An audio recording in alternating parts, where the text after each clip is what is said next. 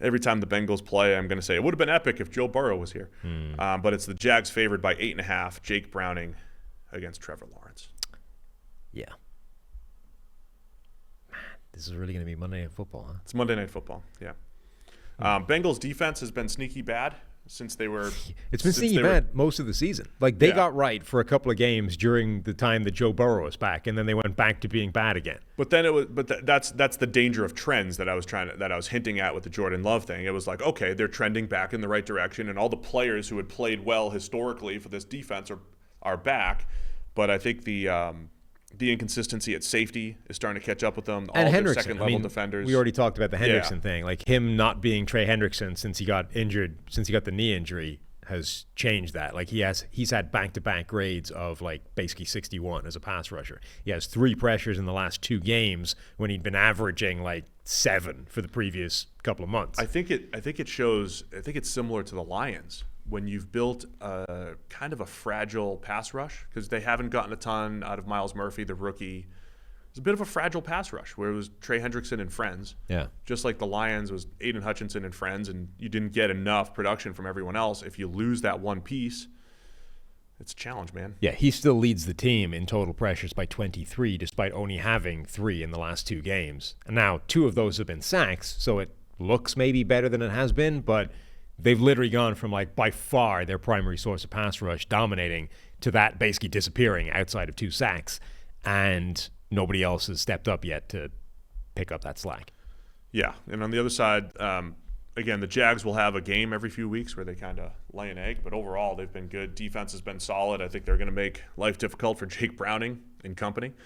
I think every week trying to figure out, Josh Allen's having a really good season rushing the passer. Will they can be fragile at times as well, where it's just Josh Allen. But Trayvon Walker hasn't been good snap for snap. He had a really good rush down the stretch there, where he popped a defensive lineman that led to one of the sacks by Allen. I think he maybe got in there as well. Want to see if the Jags have enough pass rush here, because they should be able to do some damage against this Bengals line. Mm-hmm. What else are you looking for in this one here?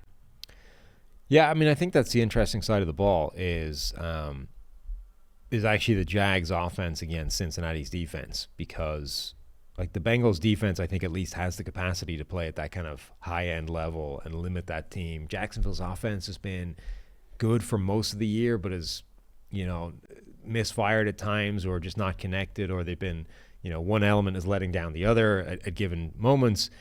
The other side, it's like, it's just not the same when it's Jake Browning. Like, that's what it is. It's kind of like watching hobbled Joe Burrow. It's just, yeah. He is very much like hobbled Joe Burrow. Yeah. Cam Robinson injured at left tackle for the Jags. Mm-hmm. So we'll see Walker Little kick back out to left tackle there. Jags haven't had, like, the line hasn't played great this year. Run blocking is second worst in the NFL. I like what I've seen from Travis Etienne for the most part as far as his ability to create big plays, but it's not a well-rounded offense, and I want to see more consistency from Christian Kirk. Calvin Ridley, he's had a nice couple weeks here. Trevor Lawrence has had a beautiful few weeks throwing the ball down the field, creating big plays. Remember last week, flipped the field a ton with 4 or 5 big-time throws. So the potential's there. I want to see more of a complete game from the Jags. I think that's what they're looking for. They're 8-3. They're in great shape, but again, they're trying to figure out, can we compete with the Ravens, which we'll see in a few weeks? Can we compete with the Chiefs? They need more consistency from the line and from their receiving core. Mm-hmm. All right. Let's pick the game. I think the Jags will win comfortably, but I think 8.5 is too much. Now, the last time the Jags played on Monday Night Football was 2011, I believe. 2011? Yes. Wow. That's what I saw, 2011. Now, the first time the Jags played on Monday Night Football. Oh, God. September 1997. The 2-0 Jags. Second year as in existence. Third year of existence. Third year in existence. They lost in the AFC Championship the previous year. Brunell got hurt in the preseason. They had to play without him the first 2 weeks. But week 3, Brunell makes a dramatic comeback for Monday Night Football against the Pittsburgh Steelers. And there's a great back-and-forth game. Brunell played awesome. Played great. in that game. Back and forth game. The Steelers line up for a game-winning field goal, but it gets blocked. They take it to the house by maybe Chris Hudson of the Jags. And he ran right by Bill Cowher, right along the sideline. And Cowher gave it one of those. He was almost punched him on the way by, which seems to be a Steelers thing. Didn't Tomlin actually do that too? Actually hit somebody on the way by? Yeah. Yeah. Cowher wound up like he was going to punch him. Yeah. But he didn't, and it was 30-23 or whatever. First time that the Jags hosted Monday Night Football. Great. If you're interested in more, I'll post some videos from the first game. Yeah, I'm not even slightly. It's going to be bumping. We got an email in from somebody that was talking about old games that we could watch on YouTube for a watch along for people. Yeah. Jags game. Somebody called Pete. No, it wasn't a Jags game. It was Houston against Pittsburgh, and they just started. People have been sending in some hysterical box scores.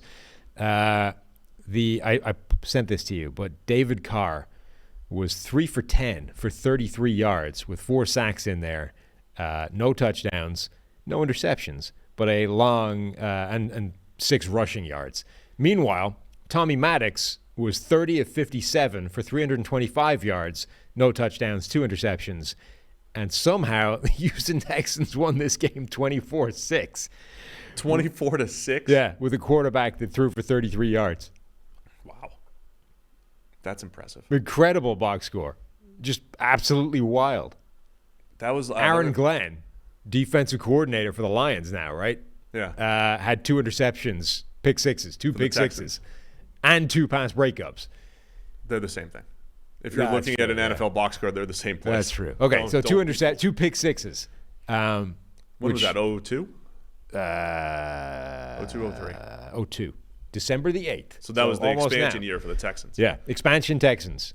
And they were 4-9 at this point, going up against a 7-5-1 Pittsburgh team. Oh, that's fantastic. I hope we could find that game. Led by XFL MVP Tommy Maddox. Yeah, he's fresh off the XFL. Right there.